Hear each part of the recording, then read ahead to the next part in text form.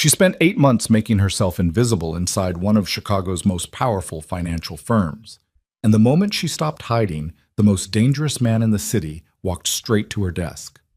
Now Elena Ashcroft sits across from a mafia boss who controls half of Chicago, holding evidence that could destroy him, or destroy her. She thought the numbers were just numbers.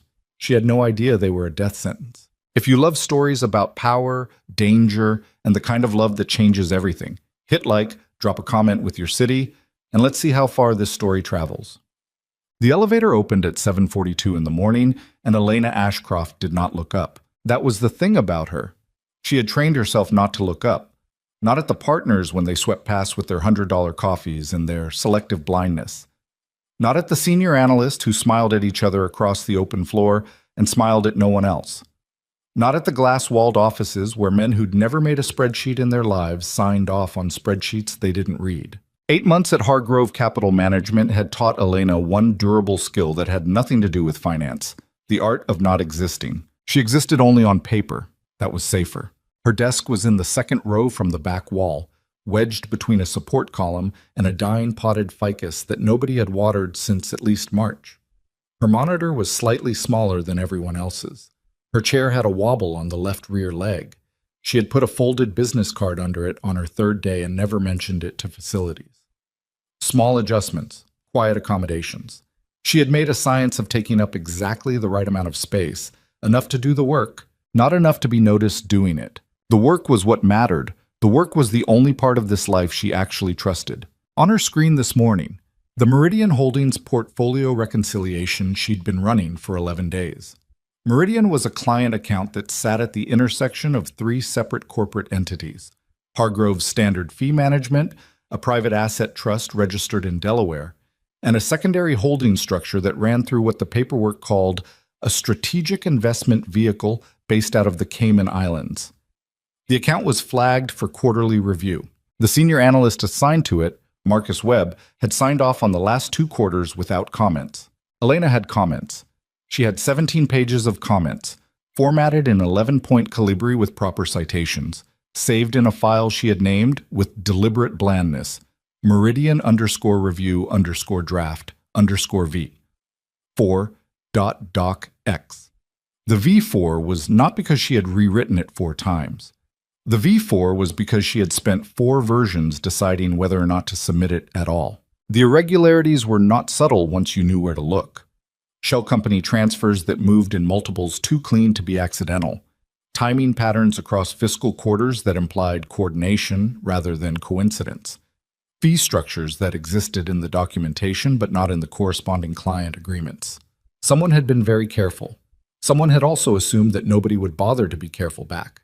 Elena had not submitted the report. She had not submitted it because Marcus Webb drove a car she'd looked up out of curiosity. A 2023 Porsche Cayenne, $120,000, on a salary she knew from overheard HR conversations was not the salary of a man who drove a Porsche Cayenne.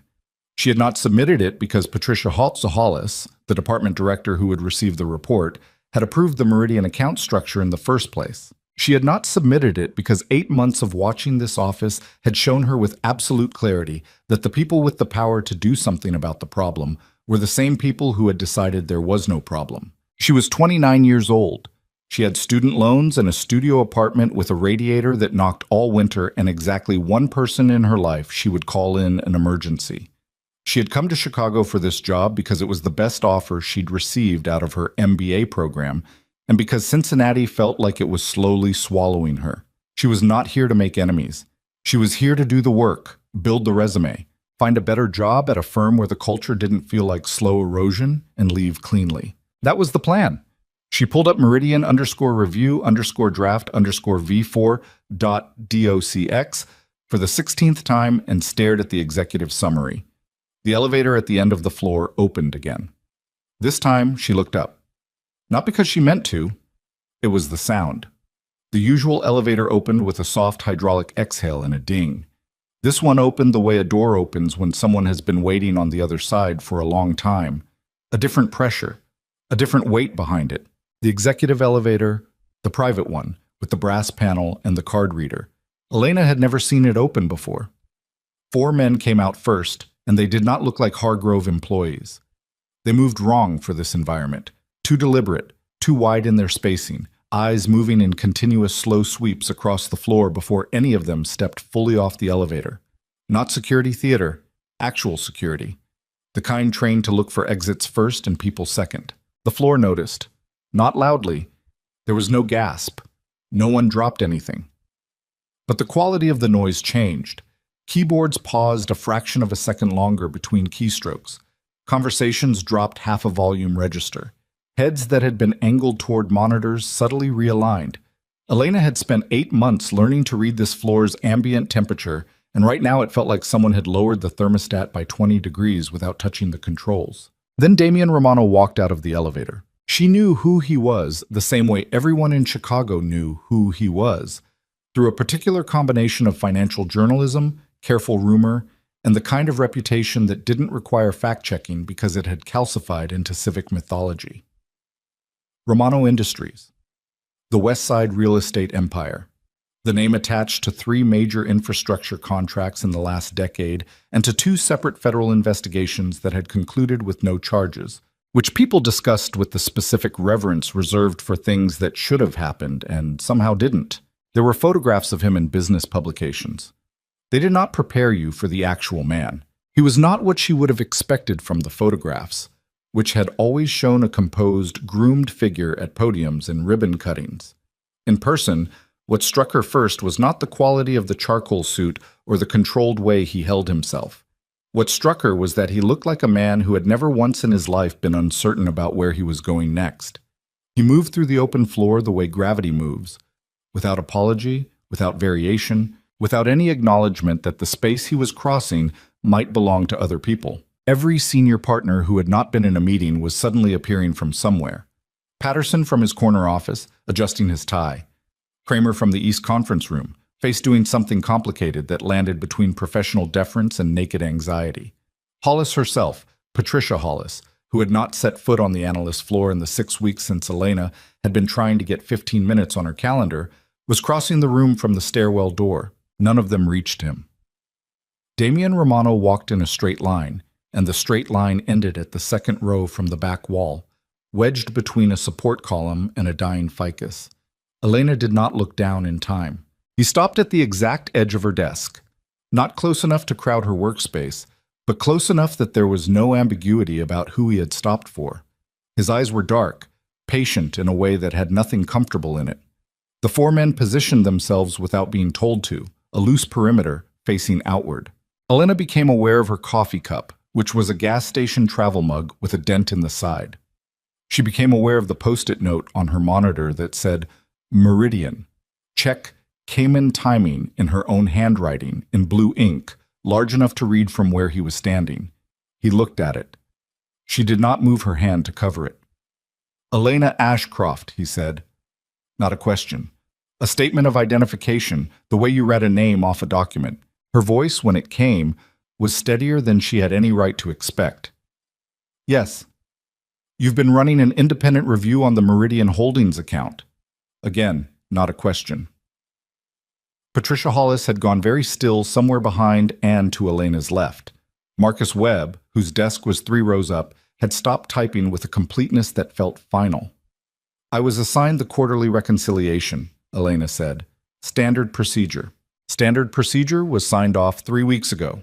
He glanced at her screen where Meridian_review_draft_v4.docx was open and visible and damning. You're still working. She should have said something minimal. She should have said she was just double-checking methodology. She should have deployed any one of the small deflections she'd spent 8 months perfecting in this office. Instead, she said, there are irregularities that weren't addressed in the standard review. The floor was absolutely silent. She felt the specific quality of that silence, the held breath of 18 people watching something happen that they were going to have to decide very quickly whether to pretend they had not seen. Damian Romano looked at her for a moment that lasted longer than it should have. There was nothing warm in it and nothing threatening, exactly. It was an assessment. She had the distinct, uncomfortable sense that she was being read the way she read financial documents, for what was there and for what had been deliberately left out. Walk with me, he said. I'm in the middle of... Ms. Ashcroft. The way he said it wasn't loud. It wasn't anything that would read as intimidating on a transcript, and yet it landed with the specific weight of a thing that had already been decided. Elena looked at her screen. She looked at the post-it note. She thought about the folded business card under the left rear leg of her chair, and all the small, careful ways she had arranged herself to fit inside this particular slot of life without friction. She saved the document. She stood up. The conference room he was taken to was not one Elena had ever used. It was on the far end of the executive floor, past the partners' suites, a room she'd understood instinctively as belonging to a different tier of the building's social hierarchy. Floor-to-ceiling glass on two sides, the city laid out below like a demonstration of scale. Leather chairs around an oval table, a credenza with a coffee service that had not been touched. The four men stayed outside. Hollis and Patterson had followed them as far as the hallway and then stopped, in the manner of people who understood exactly where their escort ended. Romano sat down. He did not gesture for her to sit, but she sat anyway across the table and was briefly grateful for the width of the table between them. He opened a leather folio and set 2 pages in front of her. She looked at them. They were her own analysis, but not from Meridian_review_draft_v4.docx. These were from a preliminary working document she had saved on the Hargrove internal server 12 days ago under a nondescript file name. Notes, still rough, not formatted for submission. Someone had printed them. "How long have you been looking at this?" he asked. She could lie about the timeline. She could make it shorter, frame it as casual, incidental, a thing she'd stumbled into without pursuing. She had been lying by omission for 8 months in this building, and she was by now technically proficient at it. 11 days on the formal review, she said. I flagged the underlying structure about 3 weeks before that when I was doing onboarding documentation for a related account. And you didn't submit the formal report? No? Why not? It was still not quite a question, but it had a different quality than the earlier statements. She thought about it. She thought about Marcus Webb's Porsche and Patricia Hollis's approvals and the 17 pages of careful documentation she had not sent anywhere. Because I didn't know where to send it, she said. Everyone with standing to receive a report of that nature has standing in the problem. He was quiet for a moment. Outside the glass, Chicago moved in its enormous, indifferent way, 40 stories below. Tell me what you found, he said. She told him. She started with the shell company structure. 3 entities, each legitimately registered, each with genuine operational histories, but connected through a pattern of inter-entity transfers that served no plausible operational purpose. The timing. She laid out the timing in detail because the timing was where the human element showed through the corporate architecture, the transfers clustering in the 3 days before quarter-end reporting, then adjusting in the 4 days after, a rhythm too consistent to be coincidence and too precise to be accident. Then the fee structures. The discrepancy between what was documented in the client service agreements and what was actually being charged. The delta running to approximately $2.3 million over the period she'd been able to review, with a probable extension of the pattern into earlier quarters she hadn't yet fully analyzed. She spoke for 14 minutes without looking away from the pages in front of her. When she finished, she looked up. He was watching her with the same quality of attention he'd brought to her desk. Patient, complete, the kind of focus that costs something to maintain and which he appeared to maintain without effort. $2.3 million, he said, conservatively, for the period I've reviewed. The actual number, he said, is closer to 11. Elena set down the pen she'd been holding. He said it the way someone says a thing they have known for a while and have been waiting for the right moment to say. Not with anger. With a flatness that was somehow worse than anger. Someone inside this organization, he continued, has been stealing from accounts that belong to me, not from Hargrove Capital, from me, personally. The Meridian structure is one piece of it. There are 4 other structures you haven't seen yet. She heard her own breathing in the quiet of the room. She was aware that she was sitting 40 stories above Chicago in a glass room with a man whose name was attached to 2 federal investigations, being told that she had accidentally found evidence of a crime committed against him, and that he had known about it long enough to have a leather folio prepared. What do you want from me? She said. He looked at her. I want you to finish what you started, he said. All of it. Not just Meridian, the full network. I need someone who found what my own analysts were paid to overlook, And I need that person to be someone who isn't inside the problem already. I'm a junior financial analyst. You're the only person in this building who filed anything in 11 days. She thought about her studio apartment, about the radiator, about the business card under the chair leg, about what it meant to say yes to this versus what it meant to say no, and whether saying no was actually an option in a room where the exits were guarded by men who moved wrong. I'd need access to the full account documentation, she said, not redacted versions, the actual underlying agreements. Something shifted slightly in his expression. It was not a smile. She would have distrusted a smile. It was more like a very small recalibration, the adjustment of a man who had expected resistance and had received instead conditions. You'll have it, he said. She stood when he stood. They walked back through the executive floor, and this time when she passed her desk, she saw Marcus Webb watching her with an expression she recognized. It was the expression of someone who had just understood that the shape of a room had changed, and who had not yet figured out what that meant for his specific position in it. Damian Romano stopped at the elevator. The four men reoriented without a word. Hargrove's HR will be notified of your reassignment to a special project, he said. Direct report to me. You'll have an office on the 38th floor starting tomorrow morning. I haven't said yes yet, she said. He pressed the elevator button. You didn't say no either. The elevator closed. Elena stood in the middle of the floor, her gas station travel mug in her hand, and felt the weight of 17 people's attention on her back. She walked back to her desk. She sat down. She put the mug next to her keyboard. She opened meridian_review_draft_v4.docx. She saved it to a flash drive she kept in her desk drawer, one she'd bought at a pharmacy 2 weeks ago without any particular plan for why she might need it. Only a sense that at some point she probably would. She put the flash drive in her jacket pocket. Then she opened her email and stared at an empty compose window for a long time before she closed it without writing anything. The day moved. People drifted past her desk with a new and careful distance. Marcus Webb left for lunch 30 minutes early and did not come back. Patricia Hollis's office door stayed closed. The floor had a new quality to its ambient noise, not quite fear, but something adjacent to it. The sound of people recalculating. At 4:17 in the afternoon, Elena received an email from Hargrove Capital's HR department. It was 3 sentences long. It confirmed her temporary reassignment to a special project under the direct oversight of the firm's primary strategic partner, effective the following morning. It said her current duties would be covered by another team member. It thanked her for her flexibility. She stared at it. She thought about the number 11 million. She thought about the shell companies, the timing patterns, the fee discrepancies. She thought about the 4 structures she hadn't seen yet and what they might contain, and what it meant that those structures existed inside a financial empire whose legitimate face was Romano Industries, and whose other face she had so far only glimpsed in the negative space of other people's careful inattention. She thought about the way Damian Romano had said, the actual number is closer to 11. Not with surprise, not with outrage. With the flat containing patience of a man who had already made his decision about what to do with the information and was now in the execution phase. She thought about what execution meant in that specific context, and then she made herself stop thinking about it and focus on what she could actually hold in her hands. What she could hold was this.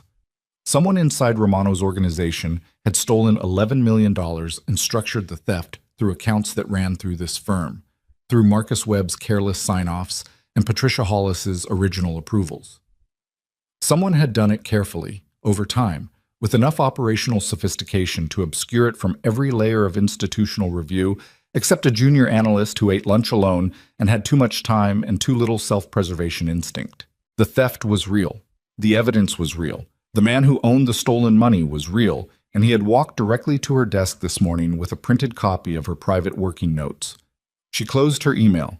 She looked at her monitor, at the Meridian documentation, the shell company maps she'd built in a separate spreadsheet, the timeline charts. She was afraid. She wanted to be honest with herself about that.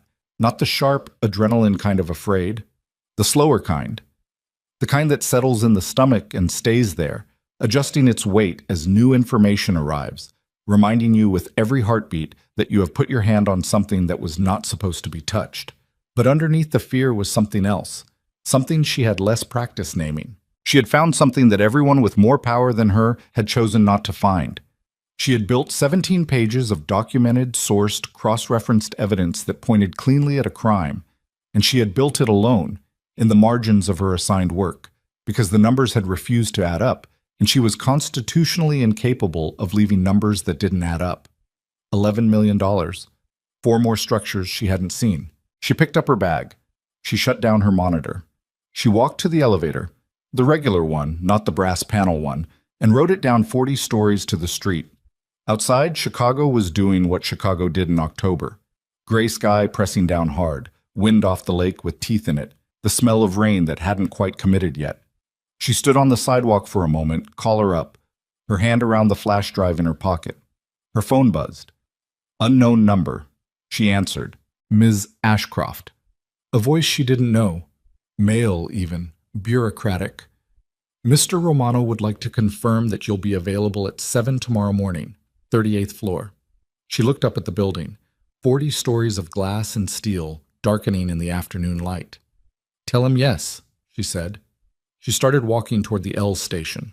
Behind her, on the 38th floor of Hargrove Capital Management's Chicago headquarters, in the secondary server room that she had never had clearance to access, a man she didn't yet know named Victor Lang was looking at a notification on his screen, an access log showing that a junior financial analyst had opened and saved the Meridian Holdings file 6 times today. He picked up his phone. He did not call Damian Romano. He called someone else.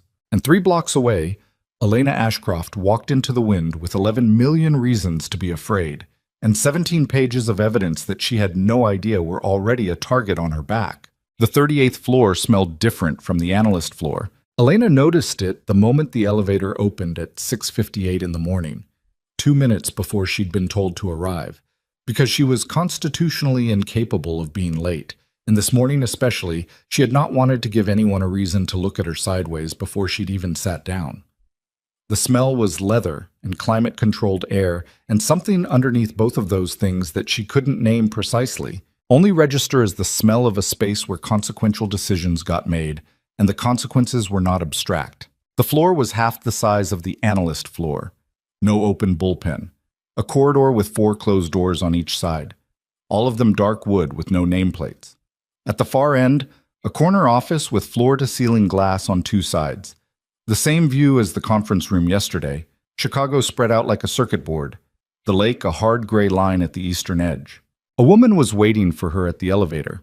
Mid-40s, dark suit, the specific posture of someone who had been doing this exact job for a long time and had developed absolute economy of motion as a result.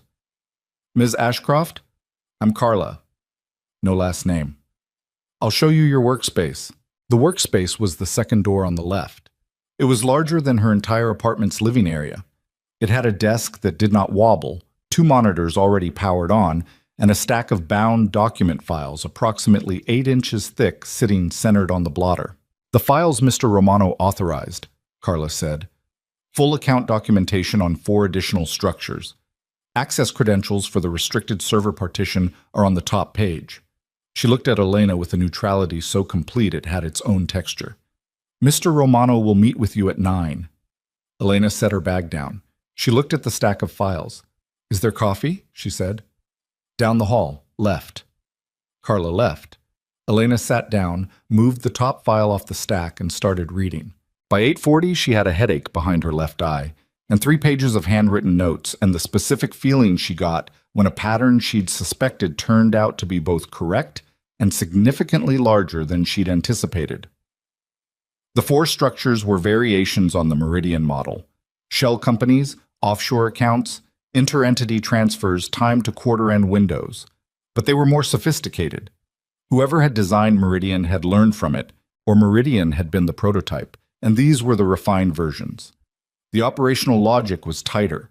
The paper trail required reading across multiple entities simultaneously to see the shape of it. Any single document looked defensible in isolation. You had to hold 5 things in your head at once to understand what you were actually looking at. Elena had always been able to hold 5 things in her head at once. It was not a skill she'd been taught. It was something closer to a structural defect, an inability to look at a part without also seeing how it connected to the whole, which had made her strange and difficult all through school, and which had, apparently made her useful here. Useful to a man whose name was in federal investigation files. She wrote that down too. Not on the notepad, in her own head, in the running list she was maintaining of things she knew and things she needed to think about more carefully. At exactly 9 o'clock, Damian Romano opened her office door without knocking. He was dressed differently from yesterday. No suit jacket, shirt sleeves rolled to the forearm, the kind of informality that on another man might have read as casual and on him read only as a different register of control. He looked at her notes. He looked at the files she'd already worked through, which she'd separated into 2 stacks, reviewed and flagged. "You've been here since before 7, he said. The files were here. He sat down across from her, not in the chair Carla had presumably placed for visitors, but on the edge of the desk itself, which was a very specific spatial choice. She noted it without reacting to it. "What have you found?" he said. "The same architecture as Meridian across all 4 structures, but more developed. Whoever designed this understood how quarterly audit windows work at the documentation level. The transfers are timed to create a 3-day gap between when the movement shows on one entity's books and when it shows on the corresponding entity. Long enough to pass a standard review. Short enough to complete before month-end reconciliation. Can you quantify it?" "Not yet. I need another day with the documents before I give you a number I'd stand behind." "Estimate." She looked at him. She thought about the difference between an estimate and a guess and decided he understood the difference. 20 million, possibly more. The structures have been running longer than Meridian.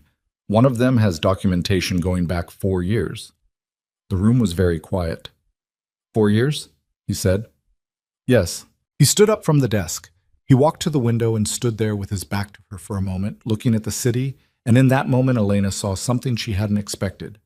Not rage exactly, but the physical effort of containing something that wanted to move differently. His shoulders, the set of his jaw and profile. A man exercising a discipline so habitual it had become structural and finding it tested. He turned back around. Whatever she'd seen was gone. "I want daily updates," he said. "Written. You send them directly to me. No intermediary. You don't discuss the work with anyone on this floor or below it." "Understood." "You have a question," he said. She did. She'd been deciding since yesterday whether to ask it. "The people who approved the structures on Hargrove's side," she said. "Hollis, Webb. Were they paid or were they threatened?" He looked at her for a beat. "Does it change your analysis?" "No. It changes my read on how contained the problem is." "Paid," he said. "Both of them. Webb for 4 years. Hollis was brought in 18 months ago when the structure needed internal audit cover. He said it without particular emotion, the way a doctor reads a diagnosis. Not indifferent, but past the phase of being surprised by it. Are there others inside Hargrove you suspect? Not yet. But I've only looked at the documents you gave me. If I had access to the broader HR compensation records for the analytics division and the internal audit sign-off logs for the last 5 years, you'll have them by this afternoon." He left without further discussion. Elena looked at the door he'd closed behind him. She picked up her pen. She went back to the files. The day passed in the specific way that days pass when you are deep inside work that matters. Hours that evaporated without her registering their movement, interrupted by coffee she forgot to drink and a lunch that Carla set on the corner of her desk at noon without comment. By 3 in the afternoon, she had a preliminary number, 23.4 million, with a margin of analysis she put at plus or minus 15% given the documents she currently had access to. She had the names of 2 additional Hargrove employees who appeared in the compensation and approval records in patterns she didn't like. She also had a name she hadn't expected, Victor Lang. She'd seen it first in a footnote, an authorization signature on one of the shell company formation documents, a secondary signatory that would have been invisible if she hadn't been cross-referencing authorization chains. She'd checked it against the Hargrove employee directory. Victor Lang, Senior Vice President of Strategic Development, an executive, not an analyst, someone who operated 2 floors above the irregularities, with authority to move between the corporate and private investment sides of the firm's structure. She pulled his authorization signatures from every document she could find them in. She laid them out chronologically. His name appeared in the structure from the beginning, not as an occasional co-signer, as a consistent presence at every significant decision point: entity formation, transfer authorization, account structure modification. He wasn't peripheral to the theft. He was architectural to it. He had built it, or he had enabled it being built. And the difference between those two things mattered less than the fact that for 4 years, every time the structure had needed someone with SVP-level authorization to proceed, Victor Lang had been there with a pen. She sat with that for a while. Then she wrote it up. Clean, sourced, cited. She sent it directly to the email address Romano had given her that morning. Not a Hargrove address. A private domain she didn't recognize. His response came back in 4 minutes. Continue. Do not access Lang's current files without authorization. I'll be in contact tonight. Tonight. She looked at the word. She looked at her 3 pages of handwritten notes and the stack of files still unread and the city going dark outside the glass. She thought about Victor Lang, senior vice president, whose name was at the foundation of a $23 million theft from a man whose other employees didn't meet his eyes in corridors. She hoped he didn't know she'd found it yet. She wasn't sure of that hope. The restaurant was on the 42nd floor of a building 4 blocks from Hargrove. Elena had not been told it was a restaurant until the car that appeared outside her building at 7:15 that evening delivered her to a private entrance and a maitre d' who used her name without her giving it. The elevator had no buttons. It opened at 1 floor only, and that floor was a room of maybe 8 tables, half of them empty, floor-to-ceiling glass on the north and east walls. Chicago blazing below in the dark. Damian Romano was already seated. He had changed. Full suit again, dark, no tie. He stood when she came in, an automatic courtesy that sat oddly with everything else she knew and didn't know about him, like a behavioral artifact from a different context. She sat down across from him and put her bag on the chair beside her and did not comment on the restaurant. "You found Lang," he said. "Yes. Why didn't you tell me to look for him specifically?" "Because I wanted to know if you'd find him without being pointed at him." She processed that. It was not a comfortable thing to process. The implication that she had been, at some level, tested. That the authorization she'd been given was calibrated to see what she would do with it. "And if I hadn't," she said, "then I would have learned something different about your abilities." "What did you learn?" He was looking at her in that way he had, the reading a document quality, complete and unhurried. "That you're thorough," he said, "and that you follow the evidence without deciding in advance where it's going." The waiter appeared. She ordered water and whatever the fish was. Romano ordered nothing, which suggested he had either already ordered or didn't intend to eat, and neither option she could read clearly. "Lang has been inside Romano Industries for 6 years, he said, once the waiter had gone. "He came in as a legitimate hire. He's competent, that's not in question. He built real things, the infrastructure contracts, the West Loop development. He did the work." He paused. And somewhere along the way he decided the work entitled him to more than he was receiving. "The people he's feeding information to," Elena said. "The rival organizations mentioned in your—" She stopped. She hadn't been officially told there were rival organizations. She had inferred it from the pattern of transfer timing, which in 2 cases appeared to correlate with known competitive bids on Romano Industries projects in a way that suggested advanced intelligence sharing. He looked at her. "You pulled the project bid records too," he said. "I was looking at the timing patterns." "The Marchetti Group," he said, "based in Milwaukee. They've been trying to establish Chicago operations for 3 years. Lang has been their road in." Marchetti. She filed the name. She thought about what it meant. Not just financial theft, but competitive intelligence, organizational intelligence, the kind of information that in this specific industry, legal and otherwise, could be used in ways that went significantly beyond accounting fraud. "He's not just stealing money," she said. "No," Romano said. "He's not." They ate. Or Elena ate. The fish was excellent, which felt surreal, and she ate it with the specific mechanical focus of someone fueling a machine rather than enjoying a meal. Romano drank water and watched the city and occasionally asked her questions about the documentation. Precise questions that told her he understood accounting structures well enough to know exactly what she'd found. At some point the conversation shifted, not dramatically, not with any marker she could identify. They were talking about the fee structure discrepancy in the earliest of the 4 formations, and then they were talking about why she'd become a financial analyst, and she was answering before she'd decided to answer. "I'm good at it," she said. "That's the honest version. That's not an answer to why."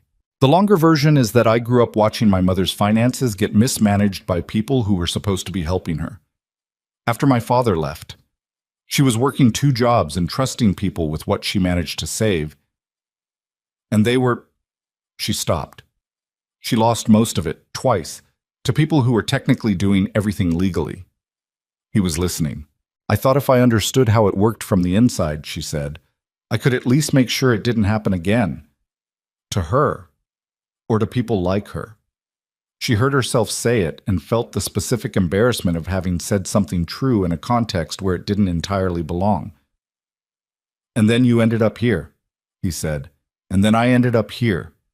Something in his expression, not warmth exactly, but a slight lessening of the flatness. A gap in the surface. "My father built the first legitimate piece of Romano Industries from money that wasn't legitimate," he said. "It was delivered the same way she'd delivered her own disclosure, without decoration, without apology. He was very clear with me about the distinction. He wanted the legitimate side to be real, not cover, actual infrastructure, actual employment, actual value." "I shall see this." He paused.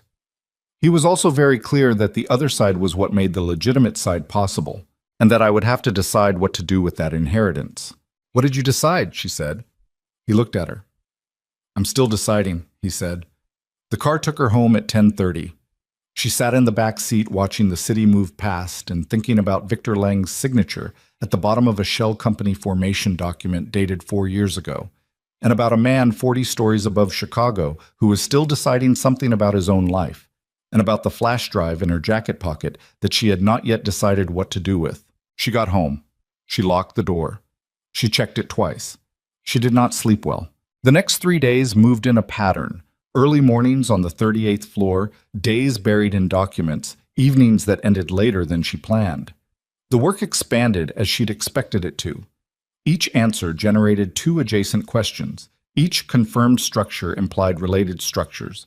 Each name in an authorization chain connected to a network of other names that required examination. She built a master document she called network_full.xlsx, a sprawling cross-referenced map of entities, signatories, timing correlations, and fund flows. It grew daily. On the 3rd day, Carla knocked on her door at mid-afternoon. "Mr. Lang is here," Carla said. Her voice was exactly the same as every other time she'd said anything. "He asked to see you." Elena's hand stopped moving on her keyboard. She thought about Romano's instruction. Do not access Lang's current files without authorization. He hadn't said anything about Lang coming to her. "Send him in," she said. Victor Lang was not what she'd expected from the signature on the documents. She'd built a mental image without meaning to. The image that the architectural precision of his authorization trail had implied. Careful. Controlled. Probably unremarkable in appearance, the kind of person whose competence was the most visible thing about him. He was tall and well-dressed, and approximately 50, with the easy confidence of a man who had spent 2 decades in rooms where confidence was currency. He was handsome in an aggressively conventional way. He smiled when he came in. She distrusted the smile immediately and thoroughly. "Ms. Ashcroft," he said, and his voice was exactly calibrated, warm enough to be collegial, measured enough to imply seniority. "I've been hearing good things about the special project. Mind if I sit?" He was already sitting.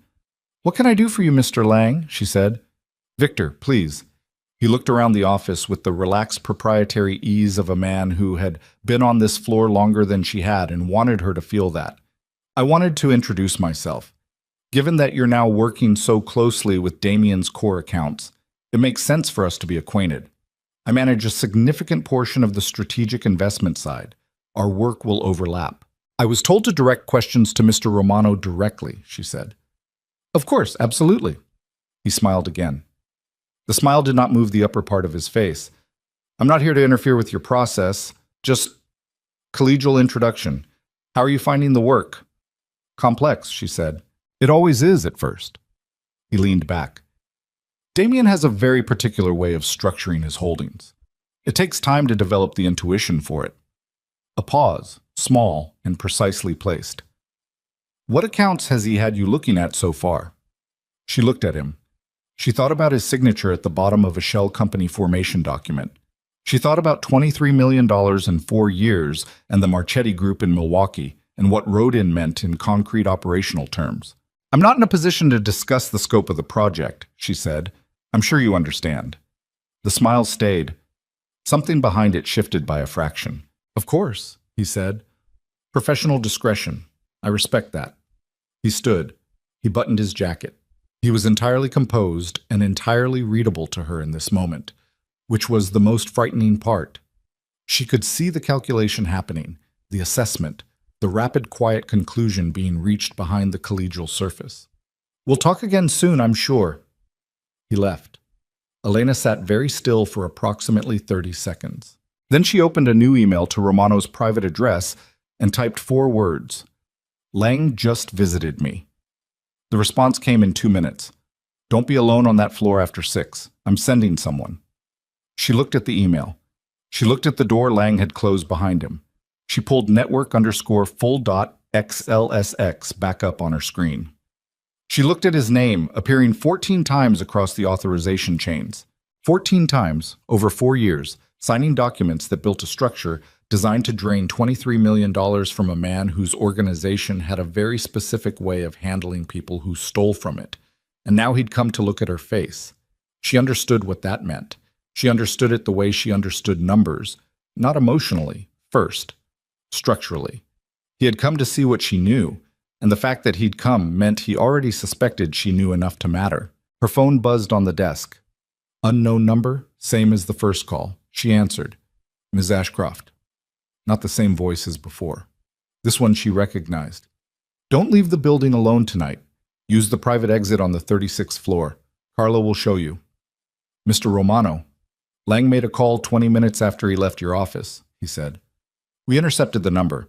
It went to a Marchetti associate in the West Loop. She stopped breathing for exactly 1 second. What did he say? She said. He said he needed to know how much time he had. Romano's voice had the same flatness she'd come to recognize. Not cold exactly. Contained. Elena. It was the first time he'd used her first name. He knows what you found, he said, and he knows that once I have the full documented analysis, there's no version of this that ends well for him, which means the window in which he can do something about it is closing. She looked at her screen. At network_full.xlsx, at 14 signatures, at $23 million, at the clean, terrible logic of a man who'd spent 4 years building something and could now see it being disassembled line by line from 2 floors below. How long do I have? She said. To finish the analysis? 2 days? Maybe less. A pause. Can you do it? She looked at the stack of files still unread on her left. She looked at her notes.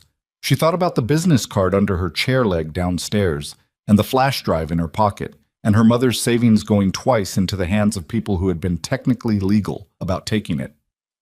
Yes, she said. Then finish it. Another pause, different from the first.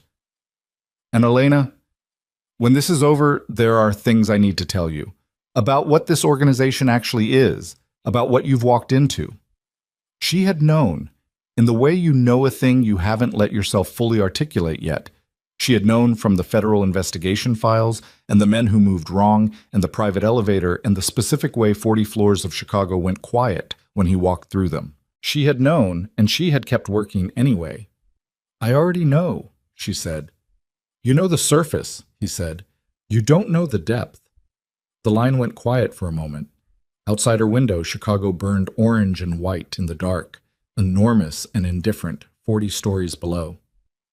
Tomorrow night, he said. Dinner.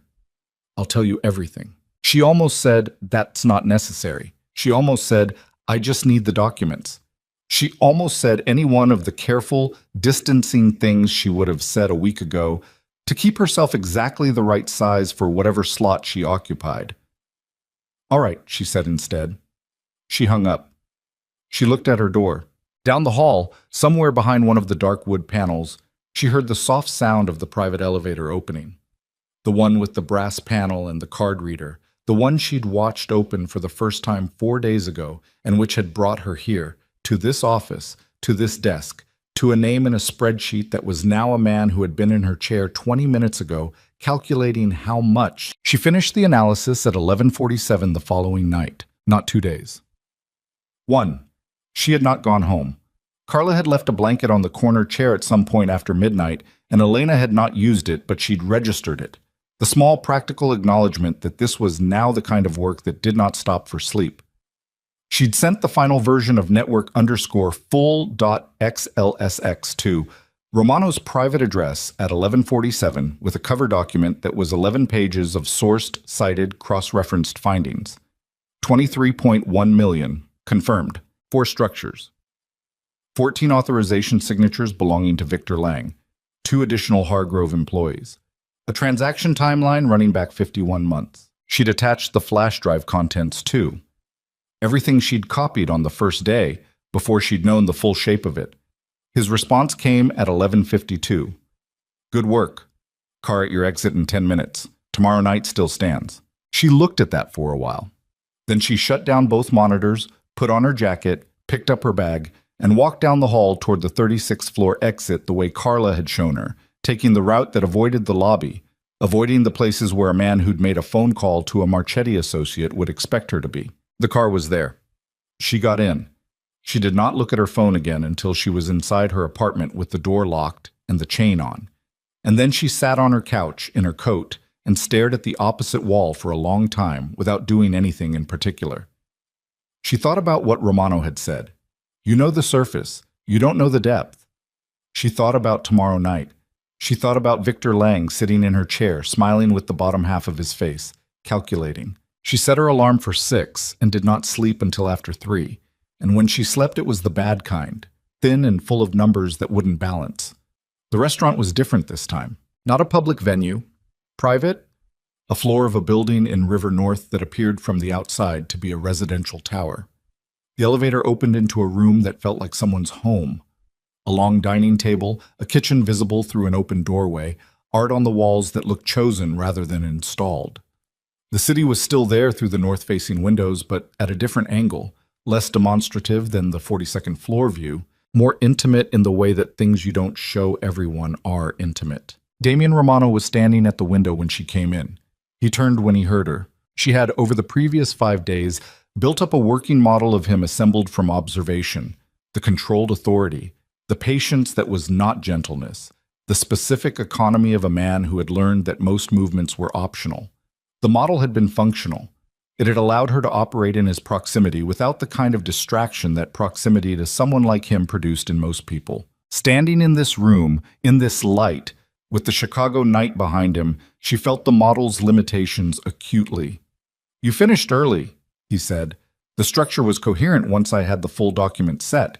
It moved quickly. Sit down. They sat. There was food already on the table. Actual food, not the strategic restaurant performance of the previous dinner. Something that had been cooked here, in that kitchen. She noted it without commenting on it. He poured water.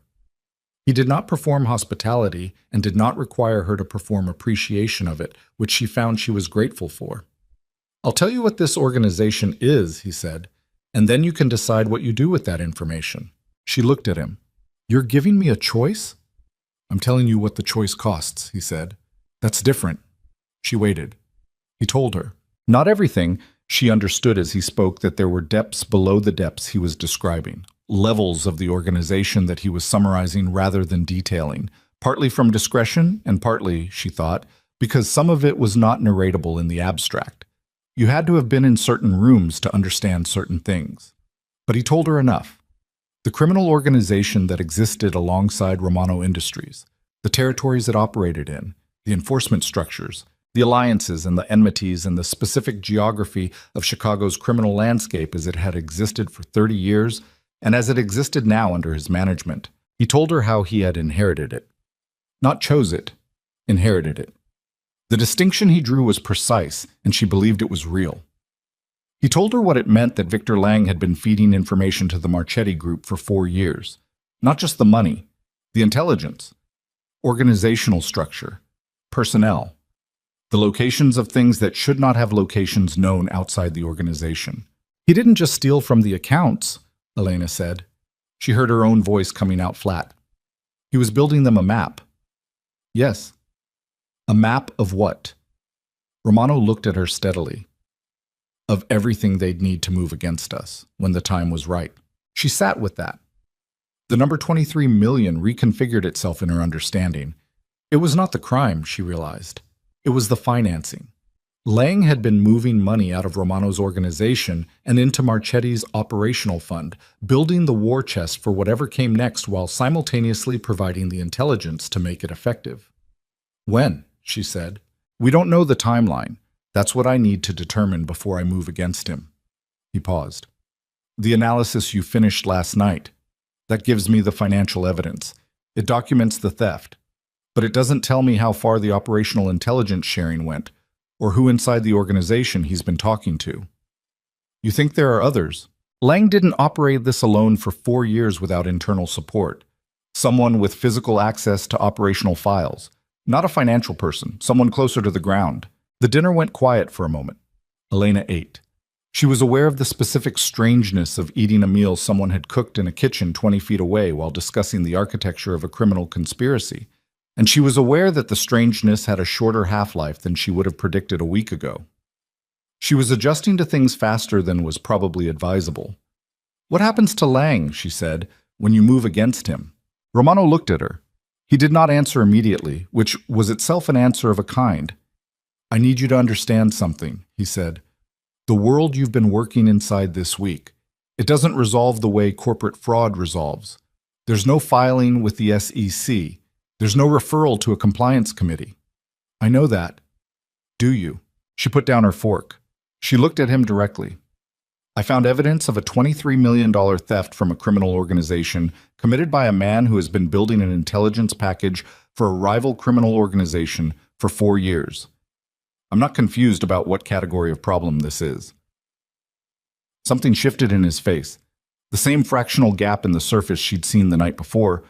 Not warmth, but the edge of it. The place where the controlled flatness had a seam. No, he said. You're not, are you? They were looking at each other across the table, and Elena was aware of the precise distance between them, the width of the table, the length of an arm, and the way that distance had been changing, incrementally, since the moment he'd walked to her desk 5 days ago. She did not move closer to it or further from it. She let it exist. After this is over, she said, what happens to me? What do you want to happen? I want to go back to work, she said. Real work. The financial division. Legitimately. Not because of you. Because I'm good at it, and the department is badly managed, and someone should fix it. He was quiet for a moment. You're negotiating, he said. I'm stating a preference. In the middle of an active, you asked what I want. She picked up her fork again. That's what I want. He made a sound that was not quite a laugh. Too controlled for a laugh, but adjacent to one. She had not heard anything like it from him before. It lasted approximately 1 second, and then it was gone. But it had been there, and she noted it. After this is over, he said, we'll discuss it. The car came at 10. She was in the lobby waiting for it when the door from the stairwell opened. Victor Lang walked in. He was not alone.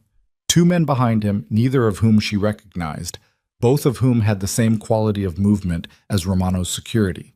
Deliberate, wide-spaced, eyes continuous. For 1 second, all 3 of them were still. Lang looked at her. She looked at Lang. She thought about the stairwell and the elevator and the door to the street and the car that was due in approximately 4 minutes. And she thought about all of those options in the rapid calculus of a person whose brain had been trained on patterns and was now applying that training to a geometry problem that had nothing to do with finance. The elevator door opened. Damian Romano stepped out. He took in the room in one pass. Elena, Lang, the 2 men, the spatial arrangement, the complete absence of coincidence in any of it. And his face went to a stillness so total it looked like something carved. Victor, he said. Lang did not move for a moment. Then he smiled. The same smile from Elena's office, the one that didn't move the upper part of his face. Damian, I was in the building. I thought I'd come up. You were in the building, Romano said. I had a meeting nearby. At 10 at night, Lang's eyes moved to Elena and then back. I didn't realize you had company. You knew exactly what company I had, Romano said. His voice had not changed in volume or register. It was the same controlled, flat delivery it always was. And yet something in the room changed when he said it. A pressure shift, the way the air moves differently before weather. Lang's two men stepped forward slightly. Romano's four, Elena hadn't seen them, hadn't tracked where they'd come from, were suddenly present, positioned, without any signal she'd seen pass between anyone. Lang looked at the room. He did the math. She could see him doing it. This is a misunderstanding, he said. Is it? Damien, you made a call from this building's parking structure 40 minutes ago, Romano said, to a number registered to a shell corporation in Kenosha that is a Marchetti Communications front. We flagged the number 3 weeks ago. He took one step forward, just one, unhurried. What did you tell them, Victor? The smile was gone. What replaced it was something Elena had not seen on a human face in person before. The specific expression of a man who has been running a very long calculation and has just reached the line where the numbers stop working. I want my lawyer, Lang said. You're not under arrest, Romano said. You're in my building at 10 o'clock at night after calling a Marchetti front number. In my building, Victor, the one you've been in for 6 years, the one I gave you a floor of. Long said nothing. 48 hours, Romano said. I want the full operational intelligence package you've been building. Names, files, timeline, everything you gave them and everything you were planning to give them. You bring it to me voluntarily and we resolve this between us. He paused. Or I take it from you. The space between the last two sentences was approximately 2 seconds. Elena stood very still and understood that she was witnessing the moment at which a very long, careful, elaborately constructed deception was being dismantled in real time, and that the man it was being dismantled in front of was deciding, right now, which version of what came next he was going to choose. Lang looked at Elena. It was a specific look, not threatening, not the collegial performance of the office visit. Something raw. An assessment that contained, she thought, a genuine question. How much did you find, and how much time did you cost me? I'll be in touch, Lang said. He left. His two men left. The door closed. Elena realized she'd been holding her breath. She let it out. Romano turned to her. His eyes moved over her with a quick practical assessment, checking, she understood, that she was physically unharmed. And then he said, "The car is outside." "I know what he's going to do," she said. "Elena, he's not going to bring you the files. He made the call 40 minutes ago. Whatever he was moving, it's already in motion. He knows the window closed tonight." She heard her own voice.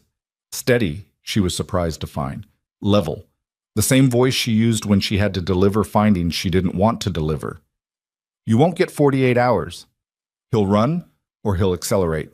And accelerate is more likely because he's spent 4 years building toward something, and he's not a man who walks away from 4 years. Romano looked at her for a moment. "No," he said. "He's not."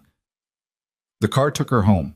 She sat in the back and watched the city and felt the specific weight of a thing that had moved past the point of planning and into the point of happening.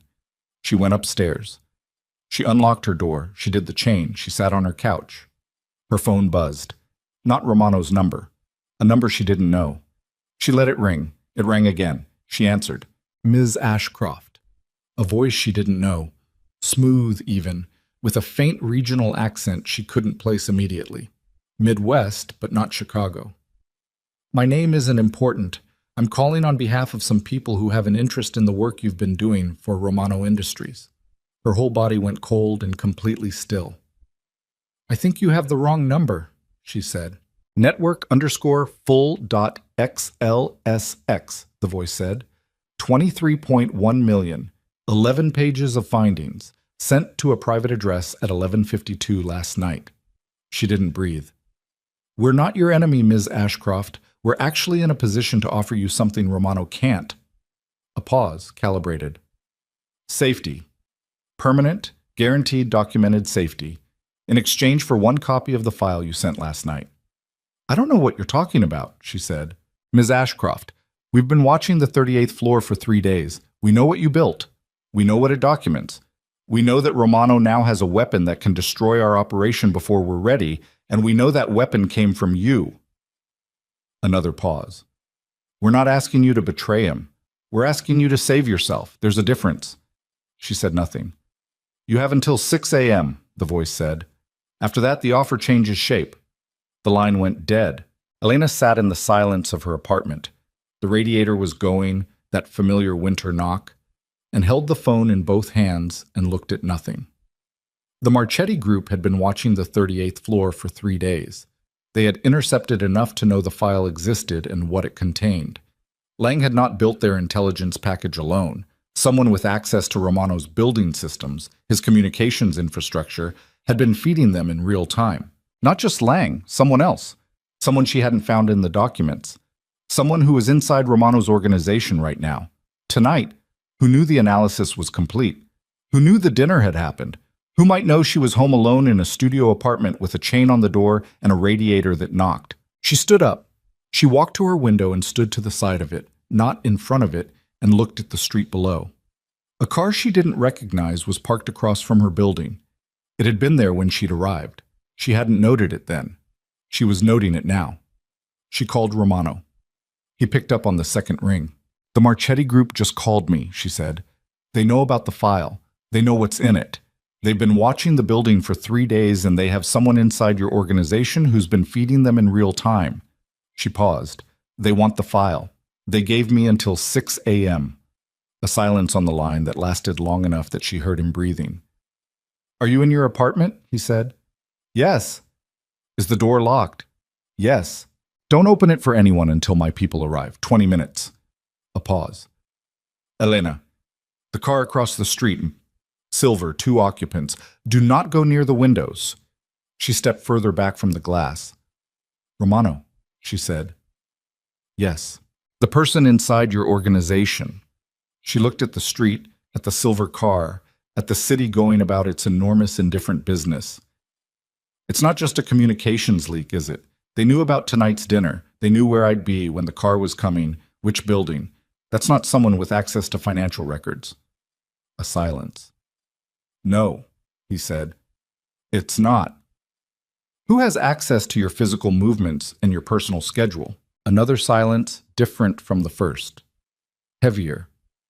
"A very short list," he said. "How short?" She heard him exhale, not dramatically, just a breath that carried weight. "Short enough that I should have seen it," he said, and didn't.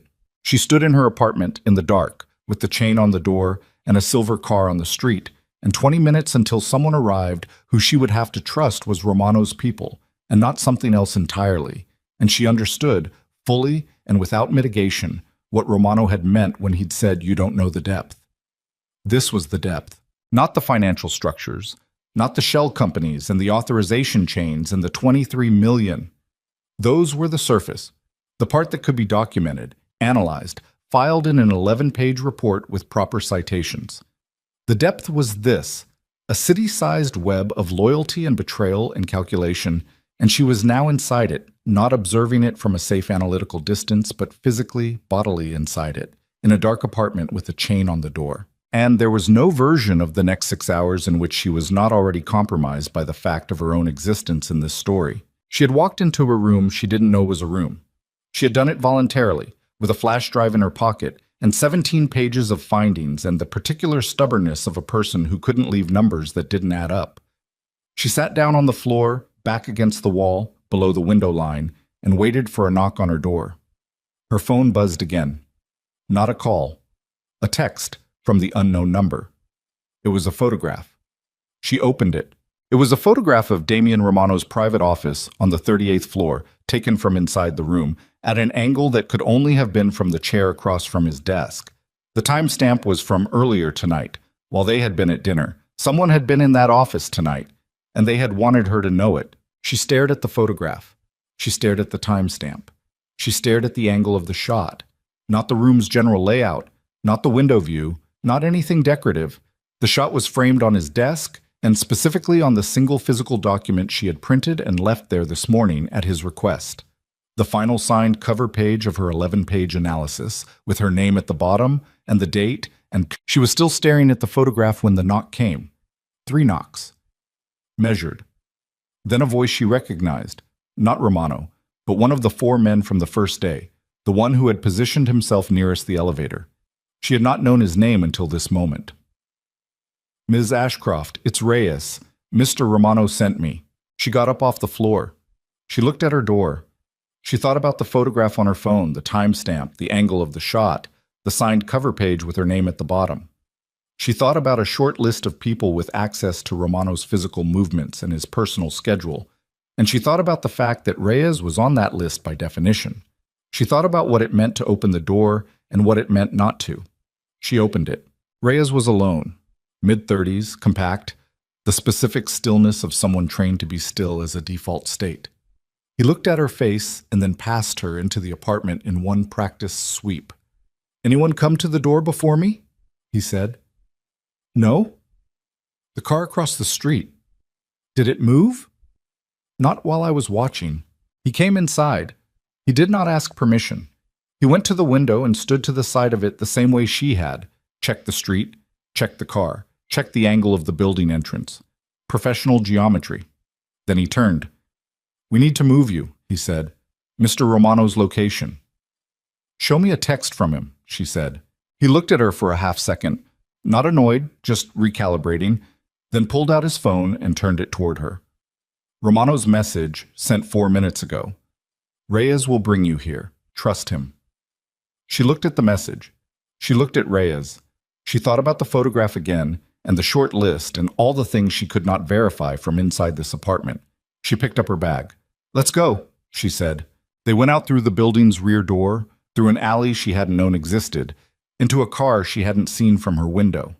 A different driver. South on Clark, then west, then a series of turns she tracked by instinct without having a map. Industrial blocks, warehousing, the part of the city that doesn't look like the version of Chicago on hotel brochures. The car stopped at a building with a loading dock and a steel door and no visible signage. Romano was inside. He was standing at a table covered in documents and a laptop when she came through the door, and he looked at her the way he'd looked at her in the lobby of the River North building. The quick practical assessment, checking her physical condition before anything else. Whatever he saw satisfied him. He nodded once. "You're all right," he said. "I'm fine." She came to the table. "Who has access to your schedule and your physical movements?" "Elena." "Who?" She put her phone on the table with the photograph visible. "Someone was in your office tonight. The timestamp is 9:47. We left for the restaurant at 7:15. The building should have been locked down for 3 hours. Who has override access to the 38th floor after hours?" He looked at the photograph. He looked at it for a long time. "Carla," he said. Elena went still. Carla. Who had shown her the exit route. Who had put a blanket on the corner chair at midnight. Who had been a fixed, neutral, frictionless presence on the 38th floor for the entirety of Elena's time there, moving through the space with the efficiency of someone who had been doing it so long it was automatic. Who had access to every document Elena had accessed, every file request she'd made, every email sent from the floor's internal systems. Who had known about the dinner tonight, had arranged the car. "How long?" Elena said. "I don't know yet." His voice was flat in a way that was different from the usual flatness. There was something underneath it that required effort to keep under. "I'm finding out." She gave them my home address. "Yes." She gave them the file contents. She had access to the server partition. Everything you sent me she could see. Elena sat down, not because she chose to. Her legs made the decision without consulting her. She sat in a metal chair next to the table and put both hands flat on the surface and breathed. Carla. The blanket on the chair. She made herself move past it. Sentiment was a luxury right now, and she was overdrawn. Lang accelerated, she said. After the lobby last night, you gave him 48 hours and he used the first 12 to activate whatever he was building toward. The Marchetti Group has been moving assets into the city since this morning, Romano said. 3 separate locations. We've been tracking them. He turned the laptop toward her. A map of Chicago, marked points scattered across the west and south sides. They're not here to negotiate. They're here to take the territory Lang promised them. She looked at the map.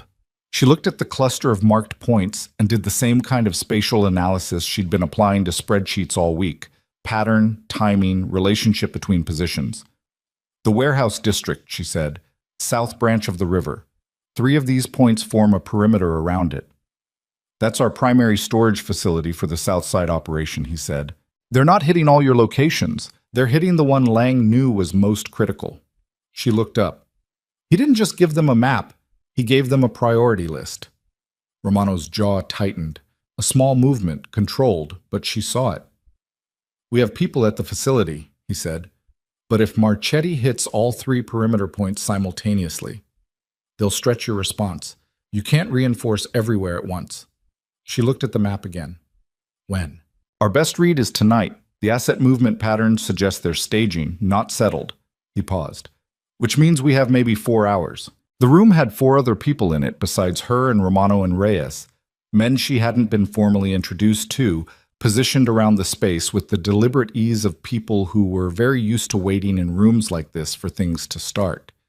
She had been in Romano's orbit for 8 days now, and she had learned to read the temperature of the people around him the way she'd learned to read the floor at Hargrove, by the ambient quality of their attention. Right now that quality was taut, coiled. I need to find Carla, Romano said, and I need to find Lang. Lang will be with Marchetti, she said. He's not running. He accelerated, which means he thinks they can win. He'll be where the action is. She looked at the map. Here. She put her finger on the warehouse district point. He'll want to be there when it falls. He's been building toward this for 4 years. He wants to see it. Romano looked at where her finger was. That's where I'm going, he said. She looked at him. I'm coming with you, she said. No. I know the financial documentation better than anyone in this room. If we take Lang alive and you need to get information out of him about the full scope of what he gave Marchetti, what they know, what they're planning beyond tonight, I'm the only person who can verify it against the records. I know what's missing from what I found. I know where the gaps are. Silence. She's right, Reyes said from somewhere behind her. Romano looked at Reyes, then at Elena. The muscle in his jaw moved again. You stay with Reyes, he said. You don't move without him. You don't go into any space before it's cleared. Understood. I mean it, Elena. I heard you. They moved out at 1:15 in the morning. 3 cars. She was in the second one with Reyes and a man named Cho, who drove without speaking and kept his eyes moving between the road and the mirrors with the metronome regularity of someone who had been doing this specific thing for a long time. The city was not empty at this hour. Chicago was never empty.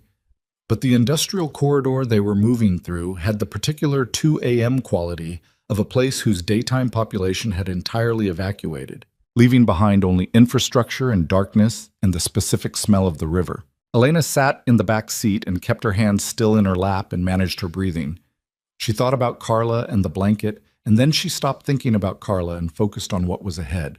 The warehouse facility was 3 connected buildings along the river, a complex that from the outside looked like any other light industrial operation on this stretch. She'd seen it referenced in the documents, not described, just referenced as a location identifier. In person, it was larger than she'd pictured. Loading docks on the south face, a rail access line that hadn't been used in years judging by the weed growth along it.